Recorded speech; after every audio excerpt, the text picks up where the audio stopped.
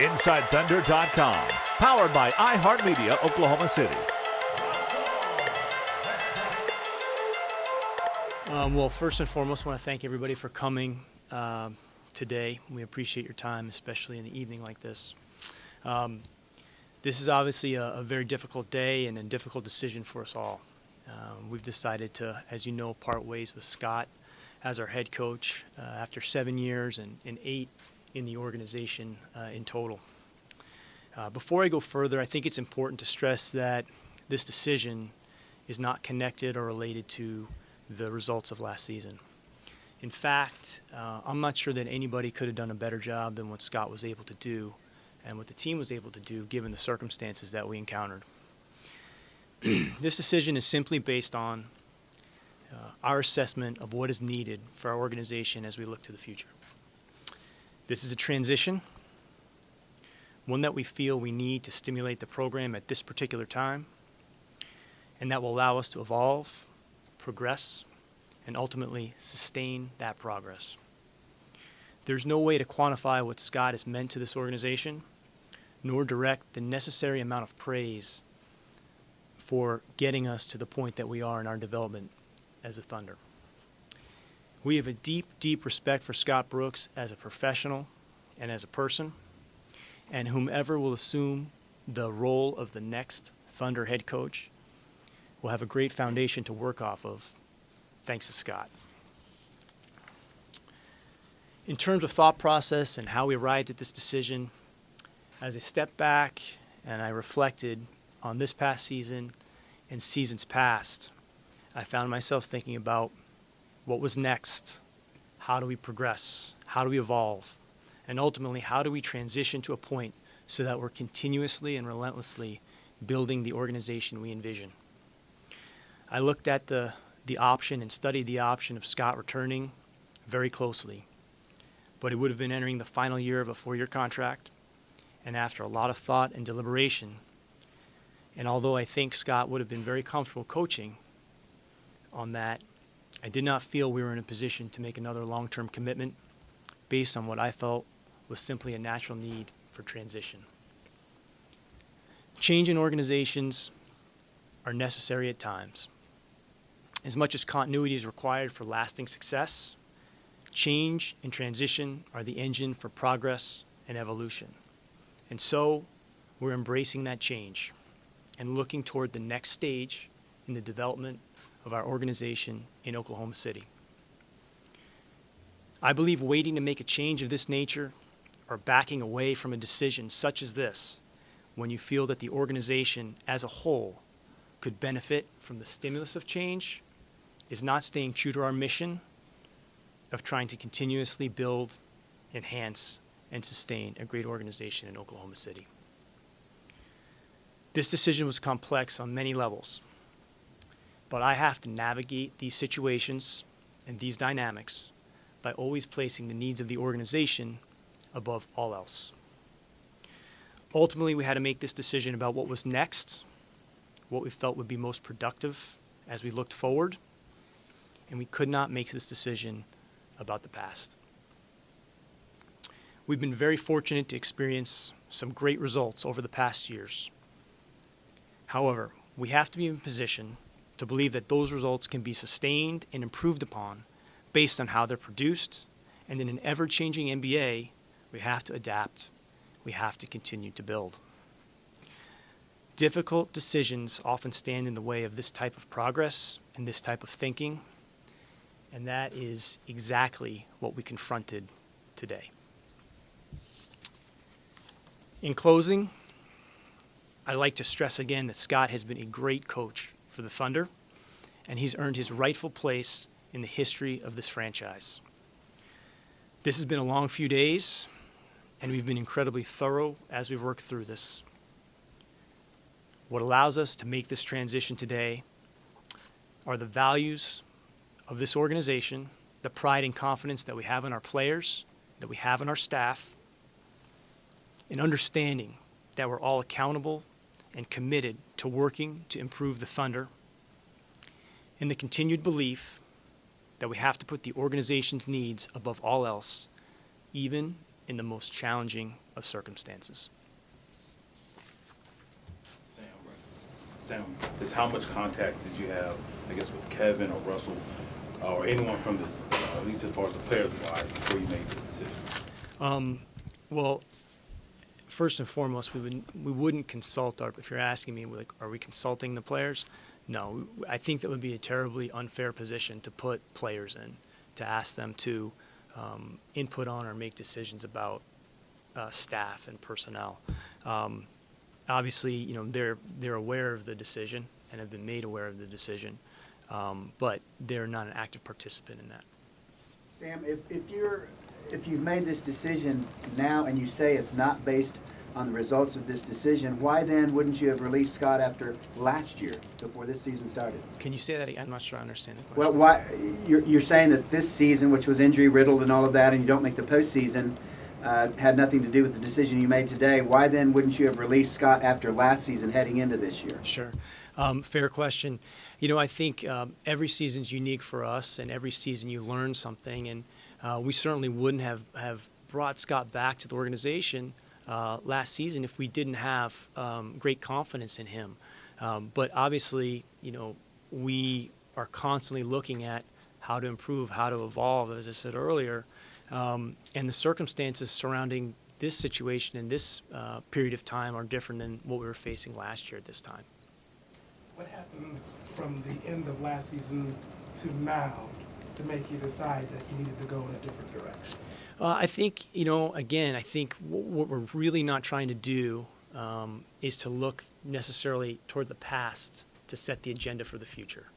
I think what we're really trying to do is look at where we want to go and make this a transition and be in a position where we're transitioning during a period of time where we think we can stimulate the program as is and make it about looking forward. So I understand exactly what you're asking. Unfortunately, we can't make decisions based simply on 1 year or 2 years. And in this case, we have to make them based on looking forward, not just next year, but most importantly also the years following as well. Had you made the playoffs, you think you would have come to the same conclusion? And also, when did you start thinking about doing this? First part of the question, you know, again, it's really hypothetical, but it's not about necessarily last season. It's about us looking forward and really identifying really an opportunity where we feel like we can continue to push the organization ahead. Second question was, when did I start thinking about it?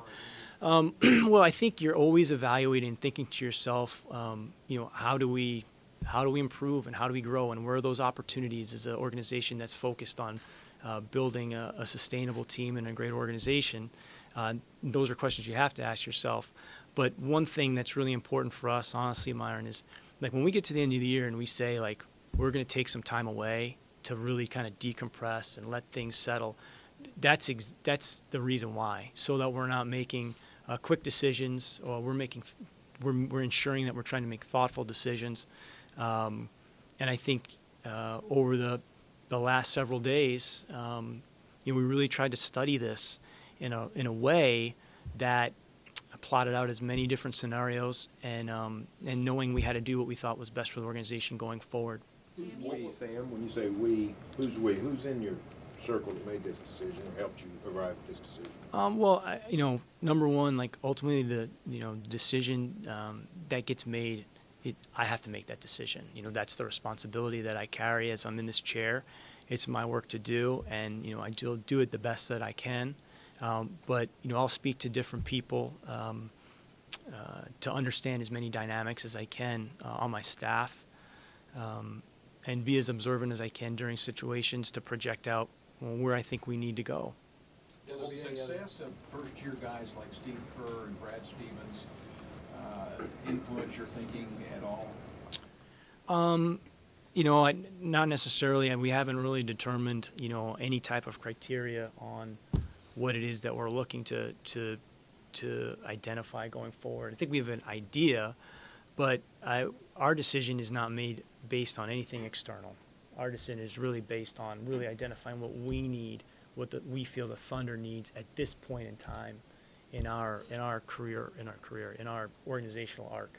What was it that Scott lacked that made you not want to make that long-term commitment to him after this season? Well, one thing that I'm really trying to stress, and I want to try to make as clear as possible that this is not necessarily about something Scotty was lacking or things of that nature. It was more us trying to look at ourselves as we look to the future, and I'd rather not be clear about anything specific than ever get anything misconstrued or ever come across as being critical of anything Scott Brooks has done, because his contributions to this organization stand on their own. And we certainly wouldn't be in a position where we are right now, where we feel like we're able to make this transition with some momentum without the work of him and the other assistant coaches that have been through this program over the last several years during his tenure. Will there be any other staff changes, coaching changes? We haven't had we just haven't had a chance to get to that, Anthony. To be honest with you, we're really focused on today, and obviously today was a long day, and the days leading up to this were really long. You mentioned in the release earlier today, and then again just a second ago, Scott's rightful place in history with the organization. Obviously, we can see records and numbers, but can you further define that from your perspective? Sure. I mean, he was a part of a lot of firsts for this organization. I couldn't rattle off all of them, but I talk all the time about the contributions that we all make and that people make to the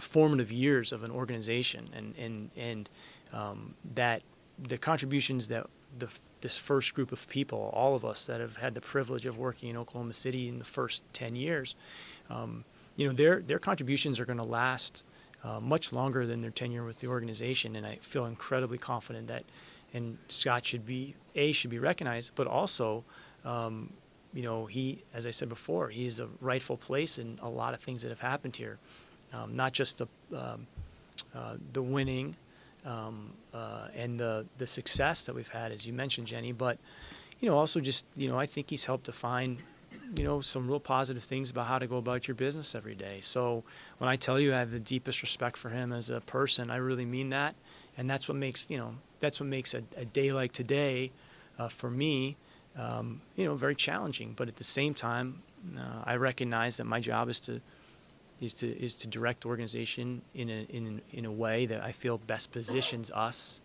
to continue this ambitious approach to building a great organization, and with that comes very challenging conversations and challenging decisions. Sam, is there a timetable to hire your next coach? Do you want to have somebody in place in a week, a month? What? We wouldn't put a timetable on anything. We're going to start to work on that this evening, and but I couldn't give you a time frame just because we have to go through that process of identifying and understanding ultimately who would be interested in the position. So I would be being irresponsible if I gave you a period of time. What are you looking for? Qualifications are you looking for in the head coach? Well, I want to. First thing I would say is we've got a pretty clear identity. Of the type of person and a specific vision for that role going forward. But I'm hesitant to speak a little directly about it, just because I don't want to get into comparing and contrasting. What we're looking for in the person we had in Scott, who we had in that position, prior. But I think we have a clear idea of what we'd like to see, and we'll have to start that process of identifying, who might be a good fit for us. Have you already started making, any type of contact with anyone that might be on a future list? No, we haven't had any contact with anybody. I understand, in these situations, the speculation and the ether of social media, but no. And, I think everybody understands that our focus this past 4 or 5 days and since the season ended is, one, to try to step away and remove ourselves from the recency of the season, and then spend our time evaluating, this particular decision, which was challenging enough, quite frankly, to figure out and ultimately move forward with. Sam, is this a shift in philosophy or diving deeper into an existing philosophy within this organization? That's a great question. I want to make sure I understand it so I can answer it correctly. Speaking in terms of the approach to game preparation, offensive, defensive, Oh, okay. all of those kind of things. I think all those things, will be considered, but I don't want to get into anything specific, but philosophically, I think everybody understands what it is that we generally look for in people and players and leaders, and there'll be a continuation of that approach, I think, going forward. I know you said you didn't consult players or anything, but going forward, you got some pretty important guys in the next couple of years having decisions to make. How do you handle that whole dynamic when you go out and find a new coach in terms of, do you talk to them? How do you handle that? Sure. I think one of the things that we have in place, and we're very fortunate to have, is we have a set of players that have been here for a long time. They've helped establish the identity for the Thunder. They've set the internal standards and the environment that we work by on a day-to-day basis. So I think that just inherently they're going to have a pretty good idea of synonymously like what it is that we'll be looking for, and ultimately aligned with the fact that we're trying to improve, we're trying to push ourselves, to progress, and I think one thing is that they understand that we're not going to shy away from or back away from a difficult decision if we think that it can help us win. And I think that's where the alignment is. I think we've got some serious players that are competitive, and I want to continually try to create an environment for them to play their best basketball and to win at the highest level. And as I look forward, that's going to be what we're trying to accomplish. Sam, you used the word both in your release this morning and this evening, stimulate a couple times. Well, so exactly what why you use that word, and what exactly you think you mean? Sure. Well, I think as I said earlier, I think change in organizations sometimes is necessary, and you get to certain points where I think as much as the continuity that we've experienced has been an incredible benefit for us. When you make a transition of this kind, sometimes change can stimulate and I don't want to know the right word other than stimulate. But stimulate or I guess push the team in some other ways. I don't want to say that Scott was at a point where he was not able to do that, but sometimes change can be healthy. At the same time, if you're not willing to embrace that at certain points in time, I think then you run the risk of starting like potential regression, because you're not willing to embrace that. You're not willing to embrace the fact that improvement comes from having to make some tough decisions. So I'm hopeful that we're able to stimulate and push the group forward, even though that it's difficult in the present.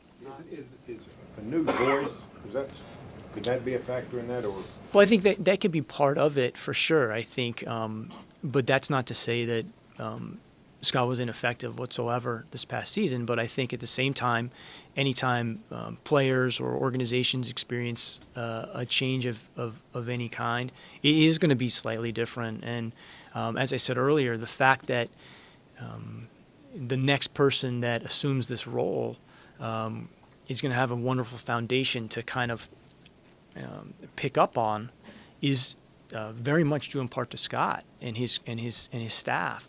So that's why, to me, as I look at this, I see this as a transition, and a transition that is embracing the fact that there'll be a different voice, there'll be, a different person, and that's going to affect players differently. And sometimes that can be very healthy. Sam, we often talk about, or you said tonight, you don't consult players on decisions like this. On the other hand, will you welcome their input as to who the next coach will be? Well, I'm certainly not going to, lock myself in my office and ignore people. But at the same time, I think there's a genuine respect for the fact that we have to make decisions that best serve the organization. And we're very fortunate, I think, that, we have a group of people that have been together for a fair amount of time, and there's a certain understanding of like what it is that we value. But we have to look at creating an environment, as we move forward, that continues to preserve a lot of the qualities that we have in place that are very valuable and very important to our success, but also trying to grow some other areas as well. Not speaking specifically about anybody, but what's the challenges for potentially a college coach having to transfer into the pros? What are the challenges they face?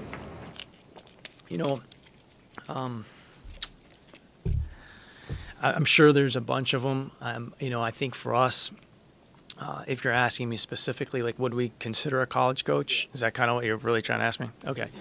I can answer that better. What I would say to that, Anthony, is this. We're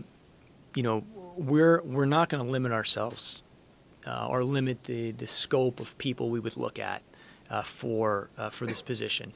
It's going to, at the end of the day, be directed by the vision of our team, the values of the organization, and the best person we feel like can assume a leadership role for this organization, going forward. Not based on one season, but somebody that we feel like can reestablish our continuity, and who's a fit for so many aspects of what it is here. And I said before, I truly believe this.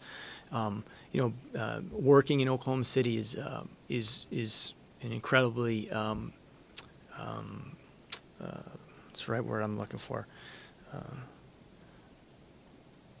I'm blanking. It's really great to work here because fulfilling, because the team is a local team that competes nationally, and it has a civic purpose to it, I believe. Because it exists for the people and because of the people that come every night. So I think that anytime you work here and certainly in a position like a head coach, I think it's important that person really embraces the overall purpose of the work that gets done with the Thunder. And I think it's a privilege to work here for that reason. What next year is going to be like for you guys in the last year? You have under contract with Durant. What kind of challenges will a new coach face? That kind of pressure? Well, I think you're hitting on a real key aspect. I think heading into that season, listen, we understand that there'll be an incredible amount of attention paid to next season. There'll be a lot of different distractions that it's our job to try to manage, not to eliminate, but to just try to manage through it so that we can play our best basketball. But I think, and that's kind of one of the things I was alluding to earlier, I think at times, I think the risk is not necessarily in moving forward, but I think sometimes the risk can be in being fearful of moving forward. And you identify somebody that you feel like can help the organization, that is a good fit here. I believe that's kind of part of the job. But no matter what the circumstances are, we have to be able to put it in its proper place and understand that we got to play good basketball, knowing that there'll be an interpretation to anything that happens, outside or, what the weather is and all those types of things. But I think we're prepared for that, the best of our ability, and we're going to go about our business that way. Well, with that in mind, and it being the last year of Kevin's contract, it's obviously a very attractive job, but I'm sure the new coach is going to want to know what Katie and Russ are thinking about their future. How do you answer that question when it's broached in the interview process? Well, I mean, it's the same way that I would answer it to you, which is, number one, we were incredibly grateful to have those guys part of the organization, and especially for them to have started here. We've never really consumed ourselves or focused on the stuff that we can't forecast or control. What we have focused on and what we've continued to focus on, and I think what today is also a reflection of, is we focus on relentlessly trying to build the best organization that we can, making decisions that we think are, intentional about acting on that vision, and believing that, for us, that's the best way to continue to create an environment where those guys have a chance to play at the highest level for the prime of their careers.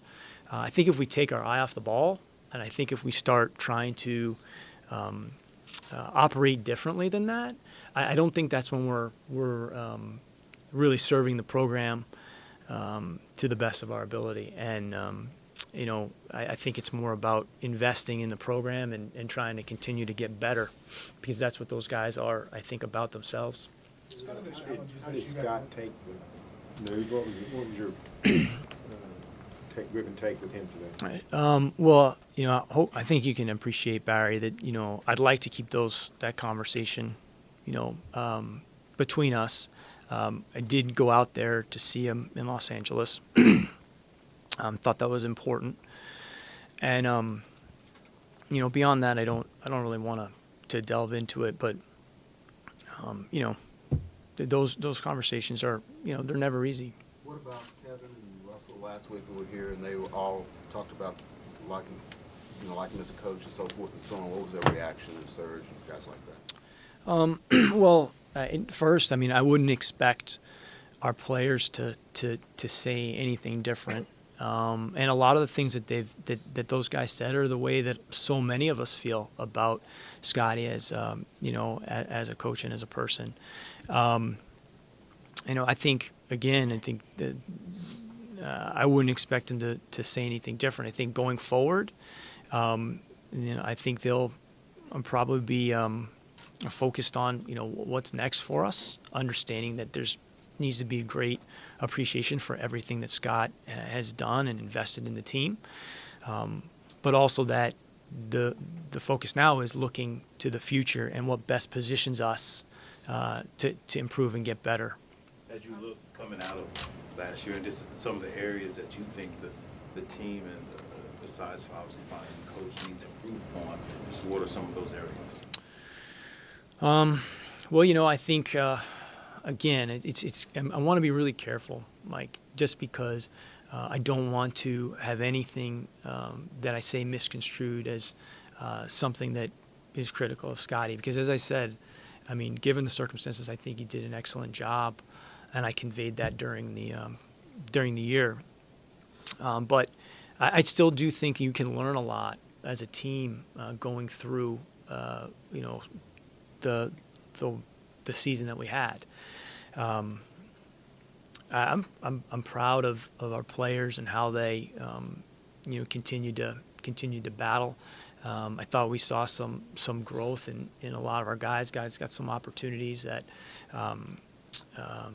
maybe they weren't necessarily planning on, or we weren't necessarily planning on. And then I think making some of the acquisitions and seeing some different faces like a Cantor or a Singler or Augustine and Novak. I think it's exciting for us, as we look to the future, because as I said, I think that there's a transition to what it is that we're doing here, and I think that once we're able to get everyone together, we feel good about the direction of the franchise. Sam, were you unhappy about the direction of the defense the team was playing? I think we have to somewhat be cognizant of the different changes in terms of health. Serge, at this point in time, is pretty pivotal piece to our formula. He's an elite rim protector. and allows a lot of our other guys to be, who they are. But I'm confident that we'll be an improved defensive team with some better health and just some more time together. Where are you with Ennis, and are you encouraged, are you optimistic? Sure. We're really happy to have Ennis, as a restricted free agent. I don't want to categorize how we feel about the pending contract, but I would say that we wouldn't have traded for him if we didn't feel like we were going to be in a position to have him with us going forward. And what we're really trying to do, Dean, is really capitalize on kind of where we are from a team building standpoint relative to the CBA and this influx of new money that is going to be striking the system. And one of the things that we really feel good about is, at the end of the season last year, our rotation was an average age of 30. And at this point now, as we look forward, we're going to, have the average age be 26. And that's important for us because obviously the core players on our team are 26 years old. And our vision has been to strategically, within the rules of the system that we've had to deal with, the two different systems we've had to deal with, is to build a team that, you could have your prime players entering, their years with a collection of other players that are either in their pre-prime or prime years that could be kept together. And have the financial flexibility within the rules to be confident to do that. And it's been a process for us to get to the point where we can do this, but we're now kind of getting to that point, and this is a big part of that. Singler's a big part of that. Augustine and Novaker have years going forward, and then obviously we're going to be having the 14th pick in this draft, at least if nothing changes. We'll have the 14th pick in this draft, so we feel like there's a nice bandwidth of emerging talent that has their best basketball in front of them as we position the team for the prime years of our best players. How does this, you got to find a coach and you got the draft to get ready for. Mm-hmm. How does that impact, I guess you're the point man on finding the coach, I assume, and so how does that impact that? Well, it'll be, I'm doing a lot of listening. That's one of the things that I think is really important to our decision making. Is a much more Socratic, approach to how we look at things, and we'll have a lot of different things that we've got to work on. But that's the job. We have to find a way to do great work, given the fact that we've got some different things going on. I'm very, very fortunate to have a great group of people that work in this building that none of you ever really get to see on a daily basis. But I listen to every single one of them because I believe that every single one of them has the best interest of the Thunder in mind. And as we make those decisions, everyone will be listened to. Russ just won a scoring title. Did you? I'm sorry. Russ just won a scoring yeah. title. Did you see something like that being possible when you drafted him? And, the way the league has changed, it plays towards kind of what he does. Yeah. Did you see that coming, or did you guys kind of luck into a guy that fits what's going on in the league now? I would say luck would be an understatement. I think that, listen, this is what I can tell you about Russell. And Troy Weaver, whom has worked with us for the last 7 years, is really a driving force behind, I think, that decision with me. But the one thing about Russell that I think I was and we were confident about is whatever he had in him, he was going to get out, because this is a driven individual. He's intrinsically motivated. He has a sense of competition that you don't see often. So I think he was gonna maximize himself. I think that's one of the reasons why him and Kevin are such great ambassadors for our organization, because I believe that they love the work. They're intrinsically motivated. They're good citizens, and they've got a great competitive will, both of them. But Russell, I wish I could tell you that we saw that coming, but that's not happening. He's just a guy that's driven, and we got really fortunate, as we have several other times with some of these guys. But I'm proud that they're with us. Last one. I think you can make a list about 15, 20 guys. They either wouldn't want the job or if contractually couldn't have it. Everybody else in the world would love to have your job, have the job you have open. They can have my job some days. Not your job. Scotty's Trust old me. job. How do you pare that down? Surely you got a core list of candidates. Yeah. Can somebody still get into that group if they want to? I mean, how do you? Well, with I mean, such an awesome landscape there. With Yeah. possibility, how do you even start this process? Well, I think first of all, I think you have to have a pretty good sense of, what you think is most valued in terms of the role, fit with the organization, and I also think the role moving forward. Within the league, in the context of the NBA, because as I said before, the NBA is constantly changing and it's constantly evolving. So we have to forecast that out. I think the other piece to that is, I think really kind of an idea of what you think works and what you think fits, with this particular group, and trying to prioritize those things. Listen, I don't think that there's going to be a simple solution or a perfect situation. We're not the perfect team. We're not the perfect program. That's why we're constantly evaluating, trying to make ourselves better. But it will be it'll be thorough, and it will be based on the things that I think drive the Thunder, and what we've tried to instill in driving the Thunder as we go forward, which will be, finding someone that can really embrace, like I said before, the role in Oklahoma City, and the community piece that is so important to us, and we feel like can help our players and our team progress to a level that we haven't been to, and evolve, because I think that's just there's a natural evolution to teams. We can't hit a pause button. The teams are constantly moving and changing and growing, and we want to capitalize on that, and make it a transition versus, making a change out of reaction.